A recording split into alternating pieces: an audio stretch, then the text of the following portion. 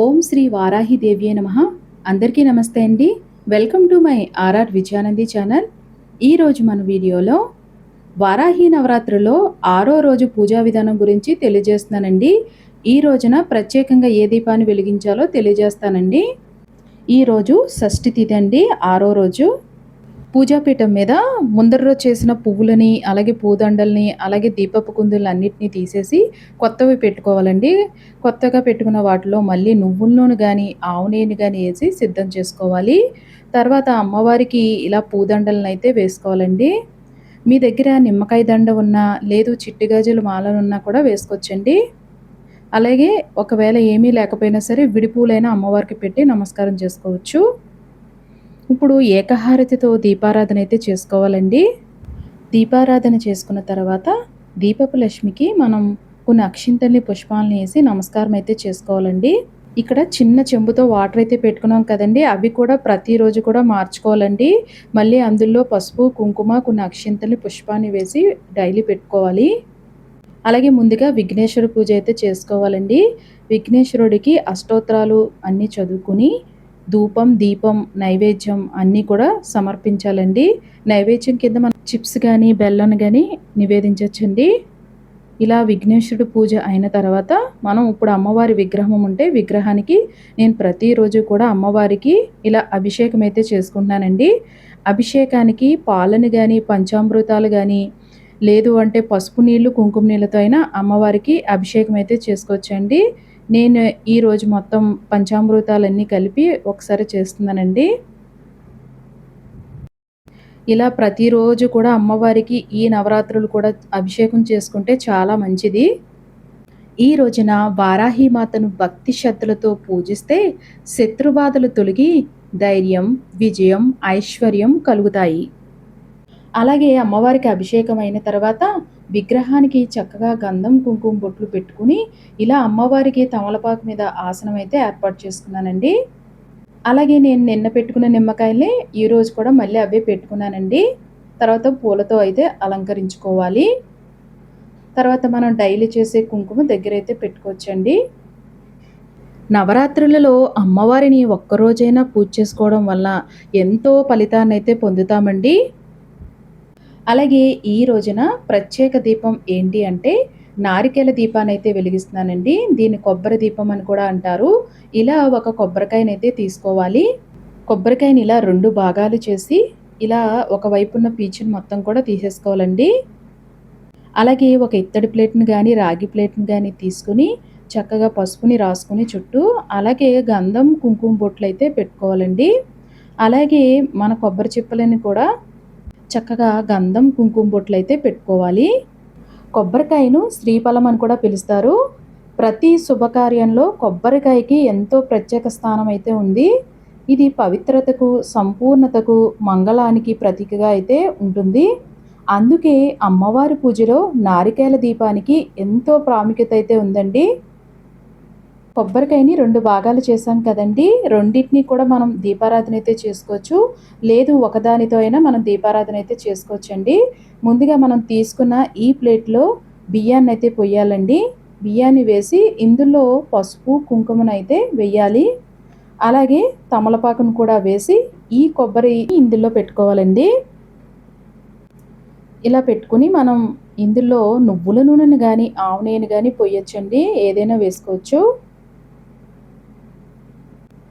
అలాగే దీనిలో ఎర్రని ఒత్తులను అయితే వేసుకోవాలండి. ఎర్రని ఒత్తులను వేసుకుని దీపారాధనకి సిద్ధం చేసుకోవాలి. ఇలా నారికేల దీపాన్ని వెలిగించడం వల్ల మన ఇంటిలో ఉన్న ఆర్థిక సమస్యలన్నీ కూడా తొలగిపోతాయి. ఈ దీపారాధన వల్ల మనకు మనసుకు కూడా చాలా ప్రశాంతంగా, అలాగే ఏకాగ్రతగా అయితే కూడా ఉంటుందండి.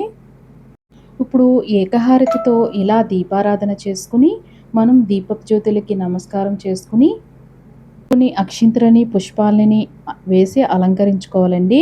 తర్వాత ఈ దీపాన్ని వెలిగిస్తూ మనం అమ్మ వారాహి, మా జీవితంలో ఉన్న అజ్ఞానాంధకారాన్ని తొలగించి మాకు జ్ఞానాన్ని ప్రసాదించు తల్లి, మా కుటుంబానికి ఆరోగ్యం, ఐశ్వర్యం, ధైర్యం, శాంతిని ప్రసాదించు తల్లి అని అమ్మవారిని వేడుకుంటూ ఈ దీపారాధన అయితే చేసుకోవాలండి. అలాగే ఈ దీపాలను వెలిగించుకున్న తర్వాత మనం ఇప్పుడు అమ్మవారికి కుంకుమ పూజనైతే చేసుకోవాలండి. వారాహి మాత యొక్క అష్టోత్తరాలు ఉంటాయి కదా! అష్టోత్తరాలను చదువుకుంటూ మనం ఇక్కడ కుంకుమ పూజనైతే చేసుకోవాలి. అలాగే పుష్పాలతో కూడా చేసుకోవచ్చండి. మనం భక్తిగా, విశ్వాసంగా నియమాలను ఆచరిస్తూ చిన్న పూజ చేసినా కూడా మనస్ఫూర్తిగా చేస్తే అమ్మవారి అనుగ్రహం తప్పకుండా కలుగుతుందండి. వారాహి మాత యొక్క మూలమంత్రాలు, అలాగే ద్వాదశ నామాలతో మనం అమ్మవారికి పుష్పాల్ని సమర్పిస్తూ అయితే పూజనైతే చేసుకోవాలి.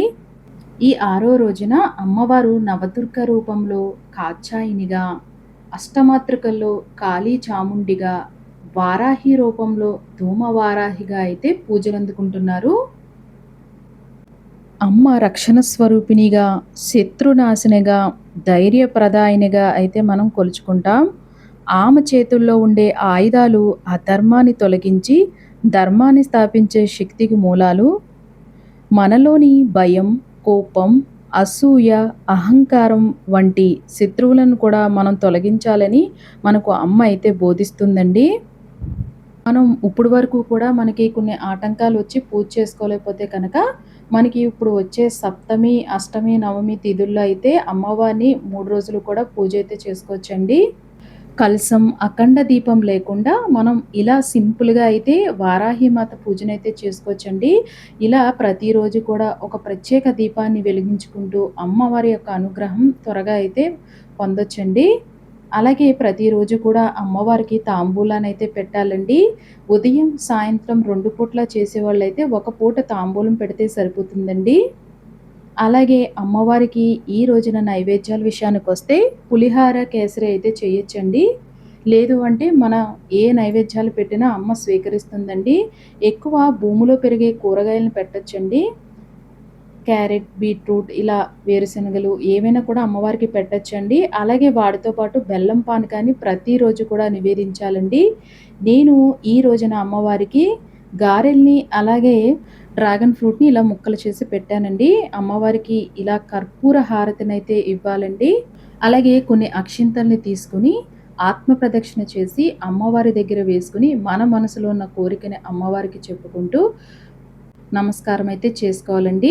అలాగే ప్రతి నిత్యము కూడా ఈ నవరాత్రులు 9 రోజులు కూడా అమ్మవారికి ఉదయం, సాయంత్రం చేస్తే గనక ధూపాన్ని కంపల్సరీగా ఇవ్వండి. ఇలా సాంబ్రాణి ధూపం అమ్మవారికి చూపించిన తర్వాత మన ఇంటి ద్వారబంధానికి కూడా చూపించండి.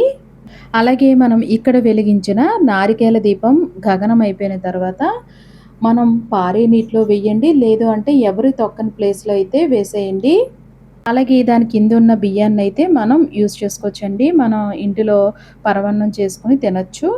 మీ అందరికీ కూడా వారాహిదేవి యొక్క అనుగ్రహం, ఆయురారోగ్యాలు, ఐశ్వర్యం, ధైర్యం కలగాలని మనస్ఫూర్తిగా అయితే కోరుకుంటున్నానండి. ఈ వీడియో కనుక నచ్చితే కనుక లైక్ చేయండి, షేర్ చేయండి, సబ్స్క్రైబ్ చేసుకోండి.